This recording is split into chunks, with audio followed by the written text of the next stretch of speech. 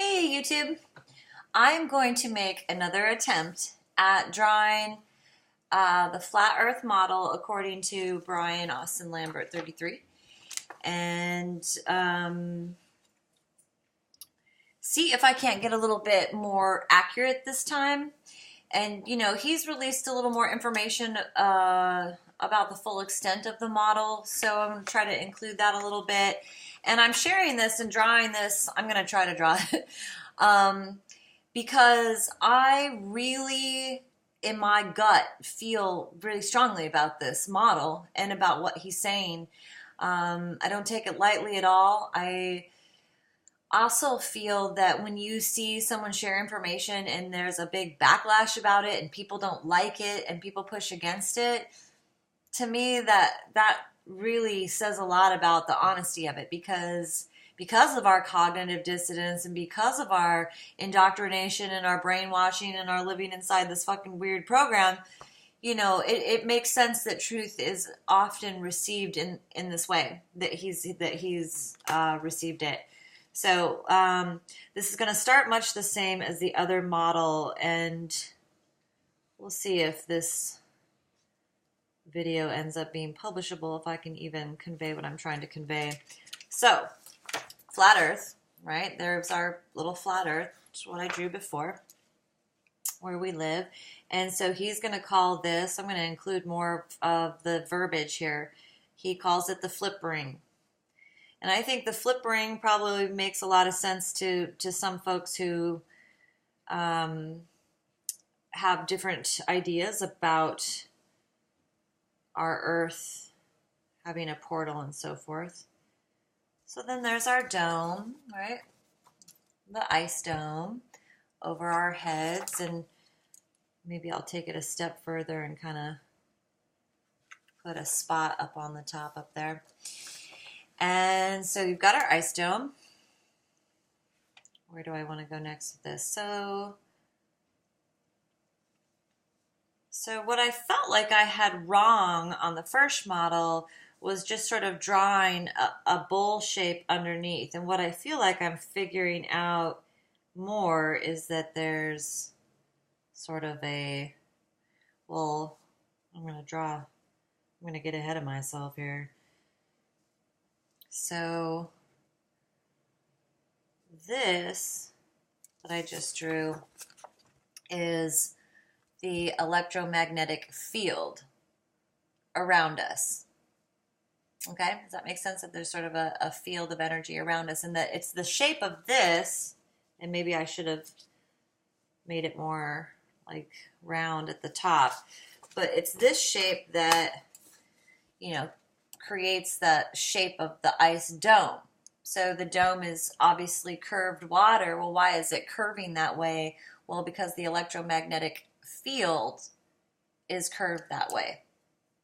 So that's why you get the curve of the ice dome, and explaining why it is ice. Now, he has it drawn that there's a ring here where, before I just set it on a foundation thinking there's a stabilizing force there in some way. But he draws it like the Vajra, which I don't have a picture of. You can look up the Vajra if you want to. He calls this the choke ring that sits below. And then the electromagnetic energy, which is, let me see if I can draw it kind of differently this time, which is all inside of this field. So this is all like electromagnetic energy.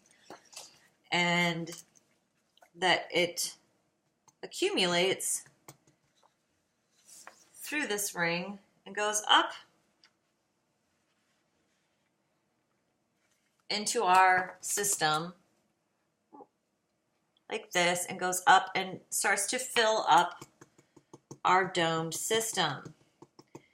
And just to reference a couple other people's work here, if you look at Enslaved by No Media's work and how he says, and I think it's some of his older work because he's really focused on airplanes right now, that when you have your poles outside of your house that bring energy into your house, and the transformers and the ceramics and magnets that they're using right outside your house on those poles, that is being that energy is being pulled from the air.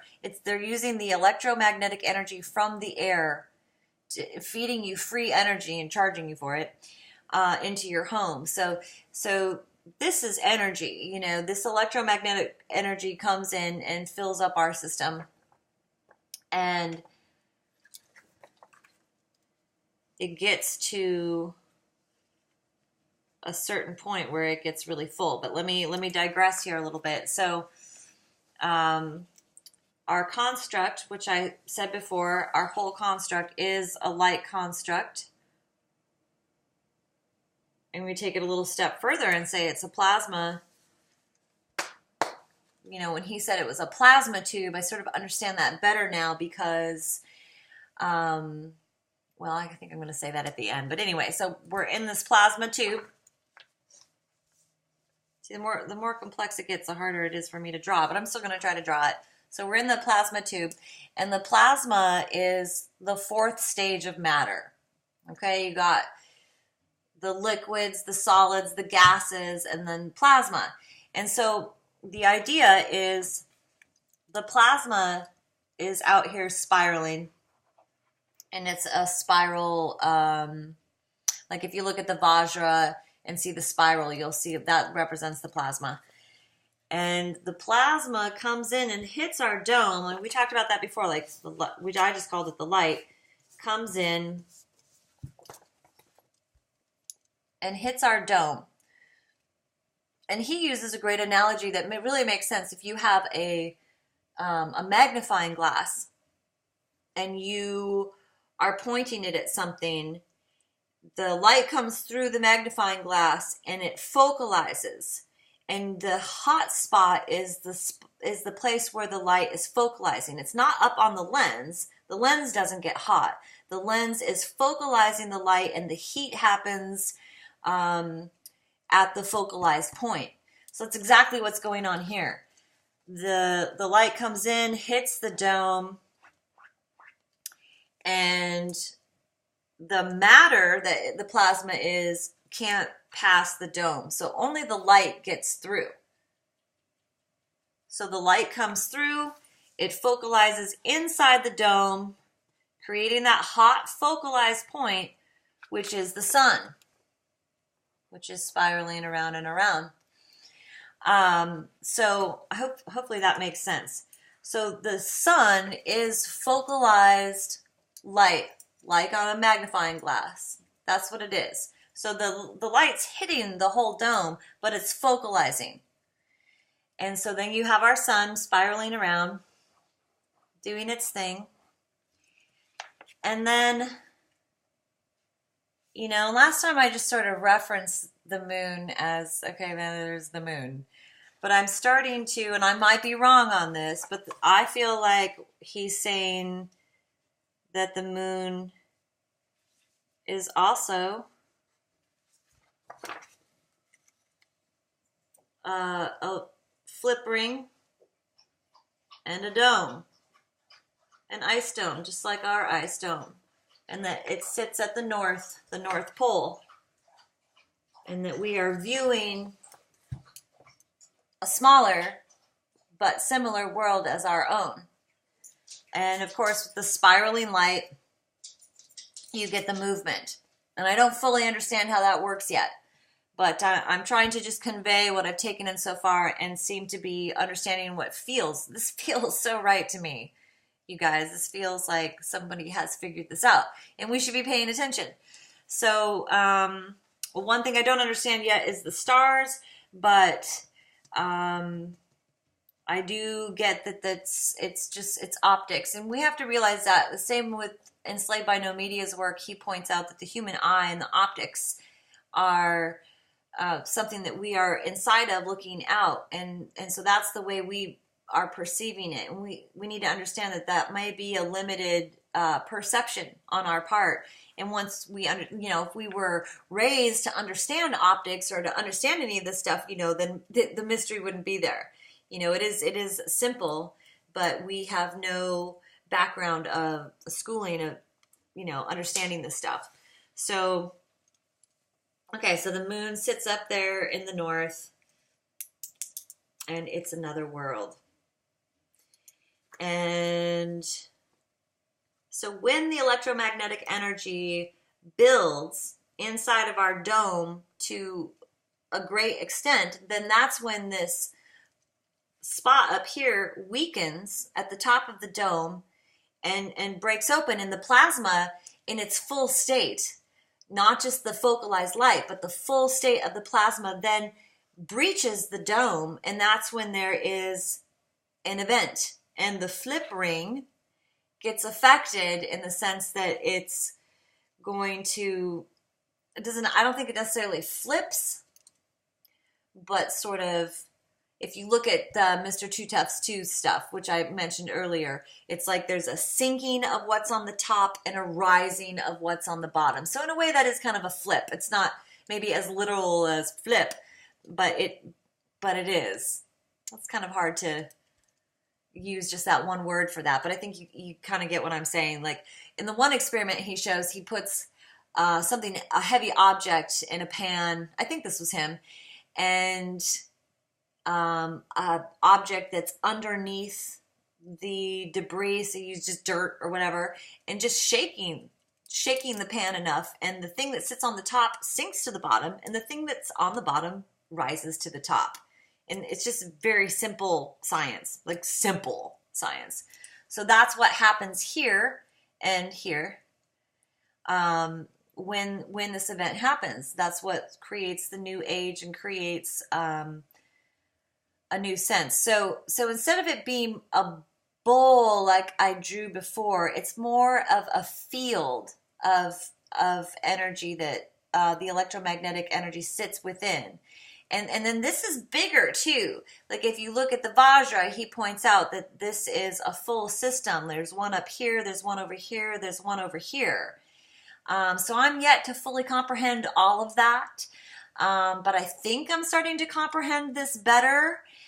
I don't fully understand the choke rings part in this, which sits below us, but I think that it's sort of where matter is created down here, where it's almost like a focalization below, where the electromagnetic energy collects and creates like the tunnel of it feeding into here. So I'm not fully understanding that, obviously, but there it is. I've drawn it.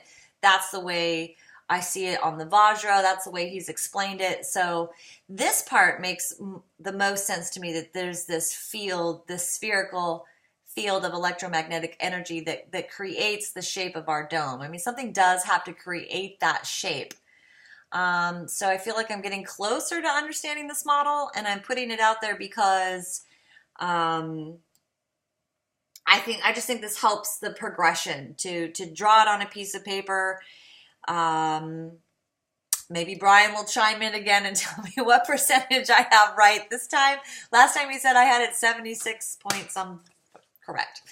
So, and I don't know if I've drawn the moon correctly there, but I do feel like I have at least drawn it partially correct, and that it is sitting in the north, and that it is an ice dome world, probably has its own choke ring, and is part of the same field of electromagnetic energy that we're in, I think. Perhaps it's outside of it in its own field. Don't quite understand that yet. But guys, we're sitting here looking at another ice dome, at another world. And we have been our whole lives. I think that's magically amazing.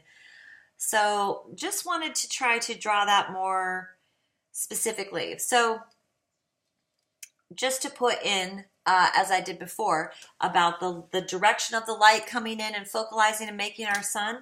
So the light coming in this way, blinding us. So I'll just repeat what I said last time in case you didn't see the last video, the analogy of the flashlight in the woods, someone pointing a flashlight at you in the woods and you're blinded. All you can see is that light. That's the world we live in now. We live like blinded animals because we can't really see where we are in the scope of things. We can't see anything. So when the electromagnetic energy builds up enough that our ice dome is breached and the plasma comes in and the flip ring flips and the direction of the plasma starts coming this way, and the light starts coming up from this direction, that is when we are going to have our illumination and see where we are in the scope of things and see how things really work. So, right, so this is the golden age, the golden sky, the red water, when the light comes from the other way. And, you know, he has taken this a step further and stated that this is a neuron in the brain of a larger creature, and that we are living cells within that creature. And this speaks to me. I've thought that my whole life. I've thought that since I was a little girl. I thought we lived in a giant turtle. So you can put all this in the scope of anatomy and blood and plasma inside the body.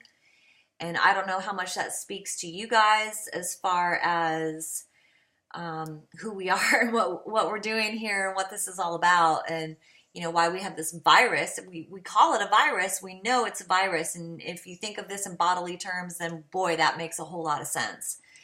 So will this plasma event eliminate the virus?